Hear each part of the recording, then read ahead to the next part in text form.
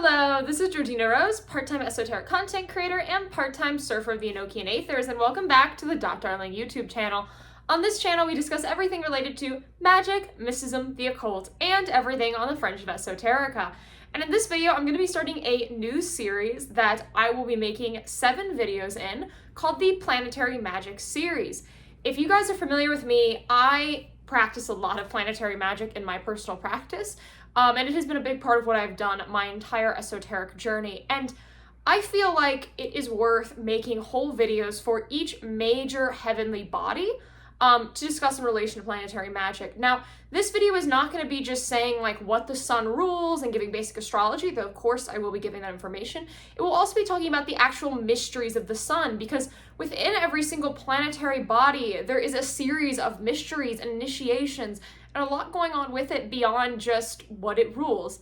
But first, I do think I should start with all of that. So the sun is, of course, the planetary body at the center of the solar system and has largely been one of the most worshipped planetary bodies in human history. In pretty much every early form of religion, sun worship was involved, with even before ideas like religion coming to form, when there was just things like animism or a vague idea in a life force. Many people believed that the planetary bodies were somewhat responsible for these things, specifically the sun, as we see the sun every single day, and the sun gives us heat, warmth, and allows us to see around us. It is a very logical thought to assume that the sun has some sort of divinity. And as we understood metaphysics more and more as humanity evolved and went on more esoteric and spiritual journeys, we basically discovered more and more about what the sun is. So basic things that are related to the sun is kingship. So the sun is the king, and pretty much every single solar deity has some of that archetype to it. Now, there are many archetypes to the sun, and that is why solar deities behave and look so different. But kingship is like the #1 association I think people should have with the sun. Now, the next association is the self. So if you're familiar with astrology, you know that the sun sign, or often people think of it as just their zodiac sign, is the basic concept of the self. And so ideas like the ego and the part of the soul that relates to the ego is part of the sun, as our bodies and our metaphysical composition is also divided into the planetary categories. So we also have ideas like creativity and inspiration coming from the sun. Now, the actual act of creating art and being an artist is not ruled by the sun. The actual generative creative concept is. And so things like inspiration and sparks of new ideas are very solar in nature. Now, the next thing that is ruled by the sun that's very important to discuss is the will and the idea of vitality. So basically, we all within us have a will. Often in Thelema it is called the true will, but ideas like pure will or the will to power or the will of the self are pretty universal ideas in metaphysics, and it's basically this like driving force within us that brings us towards greatness that we need to find and live in alignment with. And the will is ruled by the sun. And so a lot of these solar mysteries, when you actually start exploring the solar mysteries, relate to the will and the pursuit of the will and the development of the will and using the will in order to have mastery and kingship, get it, over your life. Now, when we think about what the sun rules, we are talking about the sign of Leo, which is coming up pretty soon. It's like that end of summer period. And the sun is also exalted in Aries. It does not rule Aries, but it is very powerful in that time. As well, the sun rules over the wheel of the year. So the wheel of the year is an idea very popular in traditions like Wicca, but there are equivalent ideas in pretty much every single pagan tradition, that there is a cycle the world goes through every single year that is a representation of the life, death, and rebirth cycle, right? There is death at that end of winter, specifically around Yule or the winter solstice or that Christmas time period. And then birth happens right as spring begins and the sun begins to come back. Aging happens through the spring and into the summer, and the summer is that fullness of adulthood. And then fall is the descendants of death. And so all of this revolves around the sun. At the winter point, that darkest point, is when the sun comes back. And we have that longest night of the year. And then after that longest night, there's more sun every single day. And so all of this life, death, rebirth cycle is pushed by the sun. And so all of these holidays have a solar dimension to them, and to understand the metaphysics of the year, we need to understand the power of the sun. As well, every single day we are going through a sun cycle. We often have the idea of the moon cycle and the moon phases, like the full moon, new moon, right? But that actually exists with the sun every single day. We have midnight when that sun is fully gone, and then there is right before dawn, where we have this hanging darkness, but the sun is starting to come back. There is dawn, there is sunrise, and then it comes to its completion at noon, and then it wanes throughout the afternoon into the evening, and it's that sun being born and sun dying. In many ancient cultures, would believe that the sun would literally go through a birth and death cycle every single day, but we can note when we see this cycle that that is another representation of that life, death, rebirth mystery. And so that cycle is intrinsic to the sun, and the sun has the most connection to the life and birth part of that cycle. When we talk about understanding the solar mysteries or the metaphysical mysteries of the sun, we need to start with the idea of vitalism. So vitalism is a philosophical idea that comes back to the ancient Greeks that was a sort of proto-medicinal theory, because as we know it, the ancient world very much mixed their metaphysics with their science. This separation between the metaphysics and the scientific didn't happen until much later in history, but in early history they were very linked. And so vitalism is an idea that there is a vital force within humans, right? We have our physical body, but they're also a vitalistic force.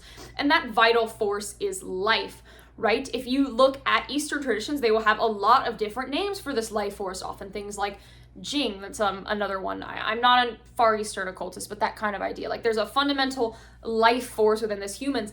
And if you are to go on the solar metaphysical journey of initiation, you are connecting to that vital force and often becoming a vitalist. There is a sort of group of people now who call themselves pagan vitalist, who are very much solar worship driven people who are trying to connect to the vital force and live with the vital force, live an embodied and full life in alignment with the sun. And as well, we need to talk about how the vitalist idea connects to the will. So I discussed how the sun rules over the will, and the vital force and the will are linked, because when you are living in alignment with the will, you are living the most vital existence you can. And often, specifically in the Thelemic interpretation of true will, when you are living in alignment with true will, it's not like an answer to a question, it's a thing that you consistently live in alignment with. That is why some people compare Taoism to Thelema, though I don't really think they're the same thing, but people do like to compare the two because of that whole living in alignment with a flow thing, right? When you are living in alignment with your true will, you are living a vitalist existence, and so you are aware in your body, you are there. And solar mysteries, despite being connected to the idea of kingship, are typically not aestheticist or monastic or anti the body. Now, they are not hedonistic. The sun is not hedonistic. And in fact, that goes against the nobility ideas and those justice-driven ideas that relate to the sun. You do not become a hedonist if you are a solar person, but you are still living in your body and you are still having experiences. And so we take this dialectic that comes up called the Apollonian and the Dionysian. That is an idea from the philosopher Friedrich Nietzsche, who was not a spiritualist in his thinking, but he did influence a lot of spiritual movements that came after him. And he believed in this idea called the Apollonian and the Dionysian. And so let's talk about mythology. So Apollo is a sun god, so we can tell what side of these mysteries the solar mysteries are. And Apollo is this god of like inspiration, light, right? And the Apollonian is believed to be the upright, the proper, the noble, the aristocratic, the together, the orderly, the structured. And then the Dionysian makes us think of the Greek god Dionysus, the god of madness and revelry and debauchery and that kind of chaotic energy, that indulgence, right? And both of these things need to exist in a world, in a society. And in the ancient pagan world, both the Apollonian and the Dionysian were existing, right? There was an Apollonian cult, there was a Dionysian cult, and these things do need to both exist. But when we're talking about the solar mysteries, we are looking to the Apollonian. Now, that does not mean you should reject the Dionysian as well. If we're talking about planetary oppositions, the sun is opposite Saturn. Saturn, the ruler of death, discipline, fate, time, right? You don't eliminate the Saturnian, you don't create some sort of like polar war, but you should understand that the solar and the Saturnian are different. That's how you should view this dialectic. And so when we're thinking about that Apollonian, we're thinking about how to live a noble existence while not being fully withdrawn from the world. Now, I think the next thing to talk about with the solar mysteries is the role of the Cabala with this discussion, because that leads into Abrahamic interpretations of the solar mysteries, which is an important part of this conversation. So Cabala is a form of mysticism that originates with the Jewish tradition. Specifically with this guy, Isaac Luria, is brought up a lot, but there are earlier texts, specifically the Sefer HaBahir and the Sefer Yetzirah. And the big thing about Kabbalah that is relevant for us is this idea of the tree of life, which is a diagram to conceptualize divinity coming into this world. Now, at this point in time, the Kabbalah that I discussed has nothing to do with Judaism, because Kabbalah went into Christianity, and then when the occult revival happened, Hermeticists took a lot of notes from Kabbalah. And so the Kabbalah that occultists discuss is really not the Kabbalah that people who are, say, Hasidic Jews are dealing with.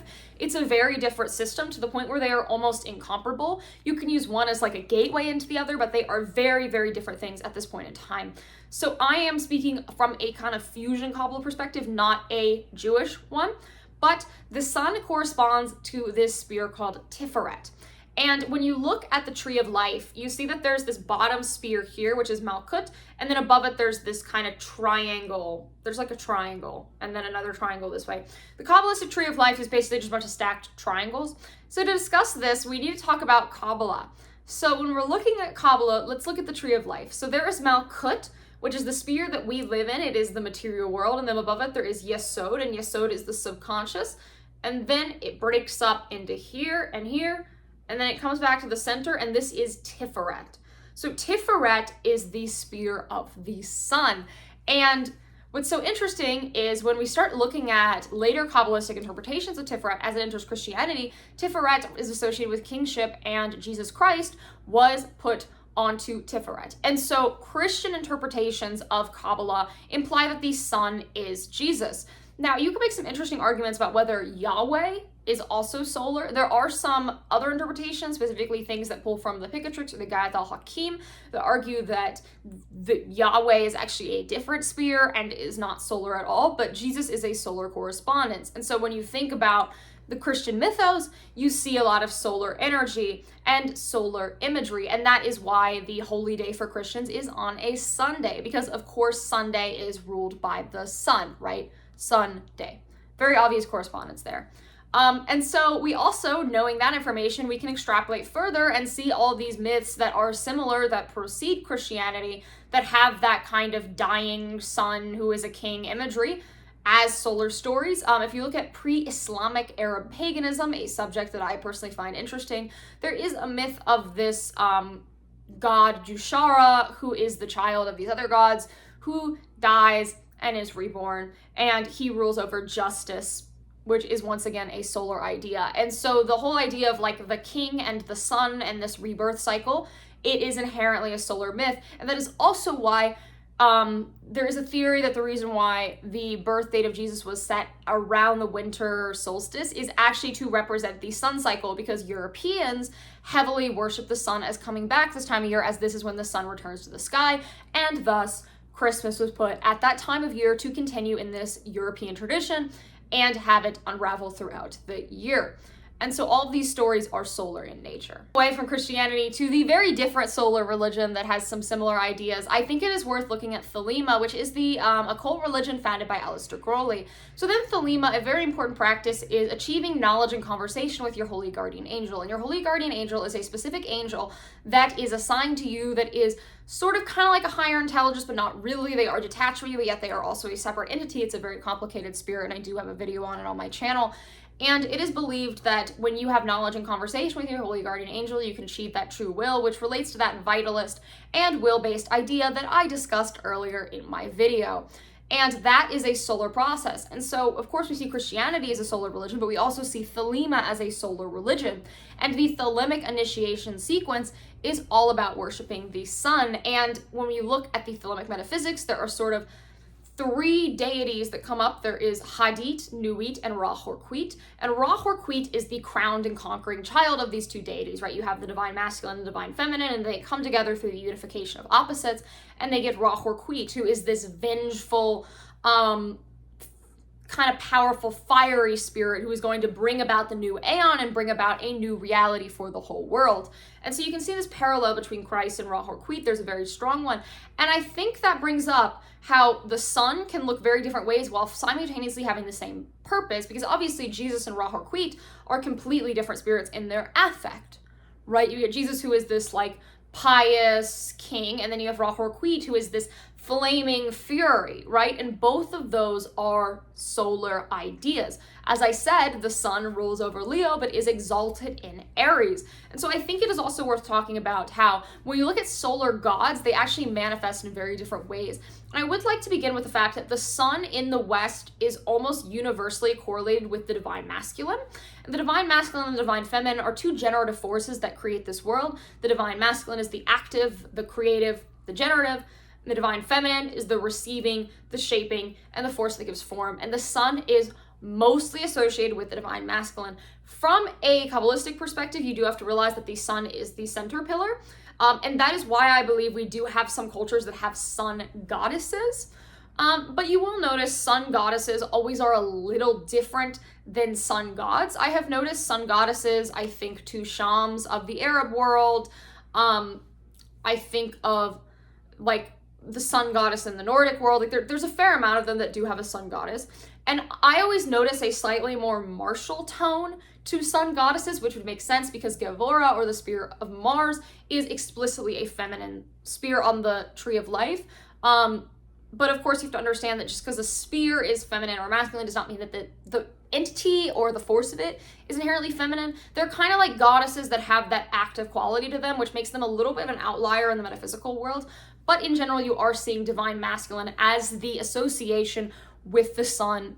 There are a few outliers, but generally I associate the sun with the divine masculine. And so I think it's worth going through some solar deities and discussing what different solar deities actually look like. So the first is going to be Apollo. He is this creative, poetic, noble, you know what I'm saying, that vibe, and that is a specific presentation of the sun. The second presentation of the sun that I think is worth discussing is your soul, your Helios, these gods that literally represent the daily cycle of the sun, who ride a chariot, as the chariot as an important symbol of the sun. I think to these more vengeful solar deities like Ra Horquit.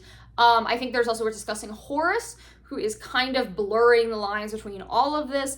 And what you're starting to realize is these solar deities are like a spectrum of archetypes based around the rulership of the sun.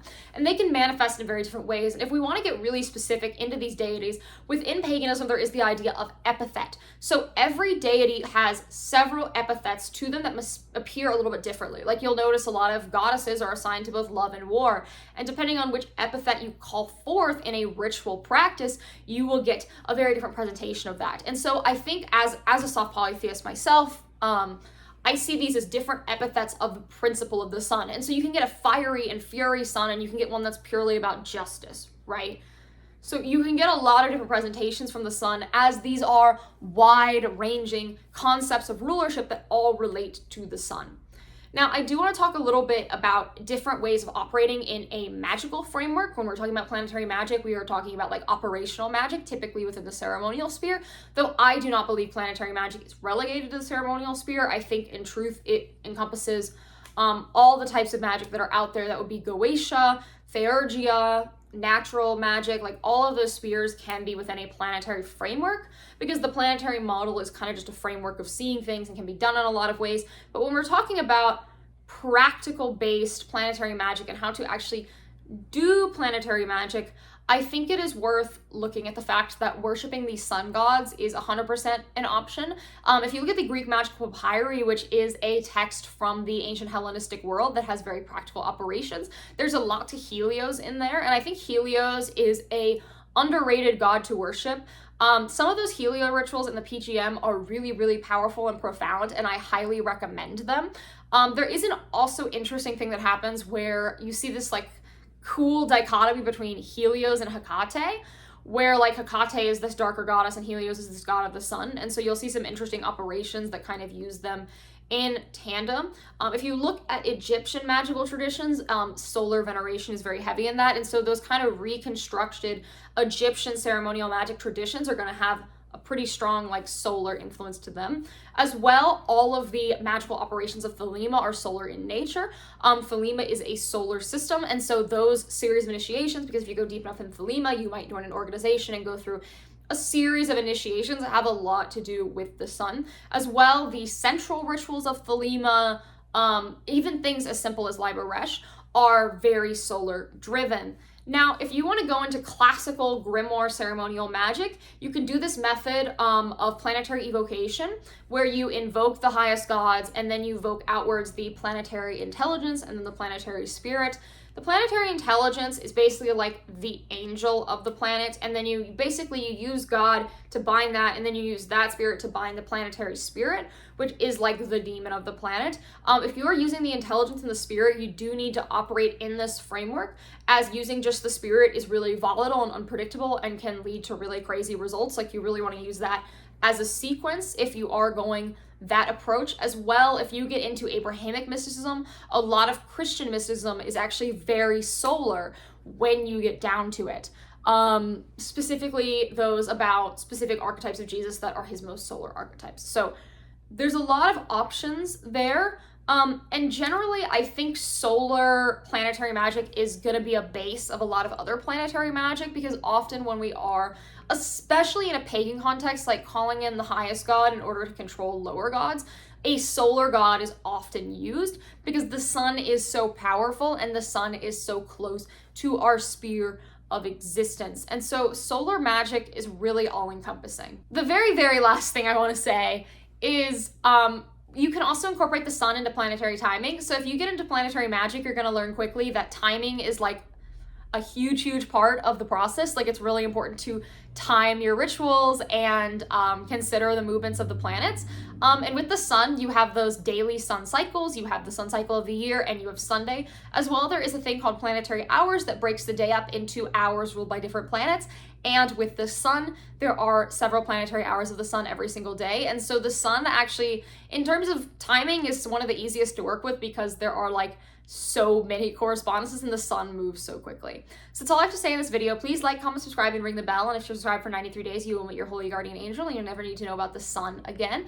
I am supported through Patreon. You get a bonus episode once a month, a ritual guide every month, and if you're a high enough tier, I do mentorship, and as well you get early access to the videos. So really exciting stuff happening on Patreon. You can also find me on Instagram, Twitter, TikTok, Telegram, Substack, and I host the podcast, The Postmodern Iconoclast, which is also available on this YouTube channel, but you can also listen to it wherever your podcasts are found. And I will see you all in the next one. Bye.